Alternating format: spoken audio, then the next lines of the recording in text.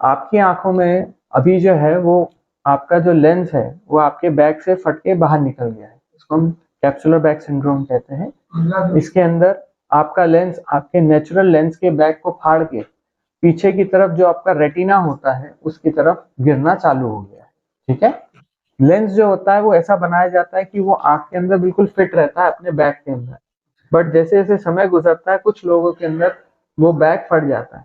उदाहरण के लिए अगर अपन ने आलू किसी बोरे में रखे और बोरे के नीचे से सिलाई खुल जाए तो बोरे से आलू नीचे गिरने लग जाएंगे। ऐसे ही अगर लेंस जिस बैग में रखा है और अगर वो लेंस का बैग फट जाए तो लेंस धीरे धीरे नीचे गिरने लग जाएगा। समझ में आ गई? अभी अभी अभी इसके अंदर हमारे लिए समस्या का एक हिस्सा ऐसा है कि लेंस जो है वो बैग की एक छोटी सी कोशिका को पकड़े हुए है और वो किसी भी वक्त नीचे गिर सकता है। जैसे कुएं के ऊपर अपन ने हाथ रख के बैठे हुए हैं और अपन गिर जाए तो कुएं की मुंडेड़ पे अपना हाथ है, तो जब तक अपन कुएं से नीचे नहीं गिरे तब तक कोई हाथ पकड़ के ऊपर उठा लेगा, लेकिन अगर कुएं के नीचे अगर अपन गिर गए तो फिर वो बड़ा काम हो जाता है। ठीक उसी प्रकार से ये जो लेंस है ये अगर पीछे की तरफ गिर जाता है तो ये पीछे सीधे टकराएगा हमारी सबसे महत्वपूर्ण कोशिका जिसको कहते हैं रेटिना। और रेटिना क्या होता है, एक खून से साथ चिपकी हुई एक पर्दे की परत होती है और इसमें अगर कोई भी चोट लगती है तो उसमें खून आना, पर्दा फटना, प्रेशर्स बढ़ना, ये सारी समस्याएं चालू होने लग जाएंगी।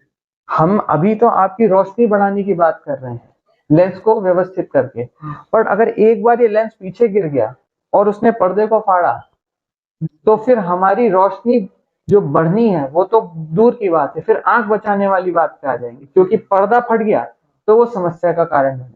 बात समझ रहे हैं कि बाल्टी अगर कुएं की मुंडेर पे है तो आप आराम से उठा के हटा सकते हो, लेकिन वही बाल्टी बिल्कुल कुएं के नीचे गिर जाए तो फिर उसको निकालना हमारे लिए बहुत मुश्किल हो जाता है। तो यही हमारे लिए आपका समय का निवेदन था कि जैसे ये लेंस जो यहाँ पे है, आप पूछ रहे हैं कि लेंस कौन सा नया लगेगा, मेरा मुख्य प्राथमिकता है कि जो लेंस पीछे गिर रहा है उसको तुरंत पकड़ के अपन बाहर निकालें ताकि पीछे के पर्दे पे नुकसान ना पड़ जाए। अगर पर्दा एक बार नुकसान में आ गया तो अभी तो अपन सिर्फ एक ऑपरेशन की बात कर रहे हैं, नहीं तो वो पर्दे में अगर चोट लगी तो फिर पर्दे के कई ऑपरेशन करने की भविष्य में जरूरत पड़ जाती है।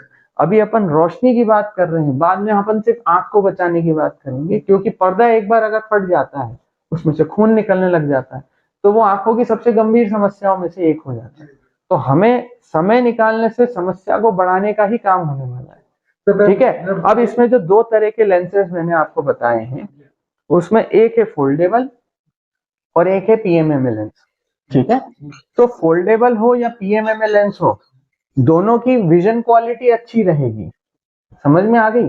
एक भारत के अंदर बना हुआ लेंस है, एक भारत के बाहर बना हुआ लेंस है, पर हमारी प्राथमिकता अभी मोतियाबिंद निकालने की नहीं है, लेंस कौन सा डाल रहे हैं वो नहीं, जो लेंस पीछे गिरा हुआ है उसको निकालने की।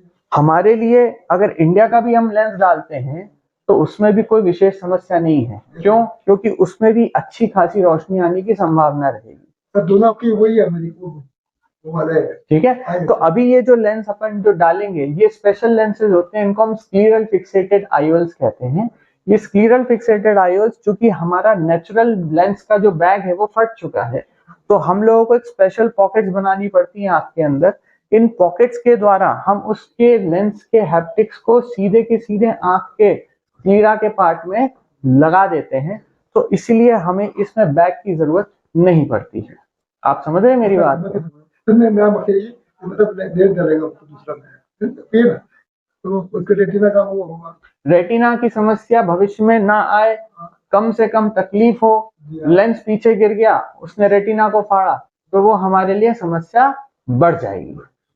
बात समझ रहे हैं? तो अभी लोग भी करना है, नया डालना, कोई ऑपरेशन करना, पुराना लेंस निकालना है ताकि वो पीछे ना गिरे और नया लेंस स्क्लीरल पॉकेट्स के अंदर स्पेशल स्क्लेरल फिक्सेटेड आईओल करना है।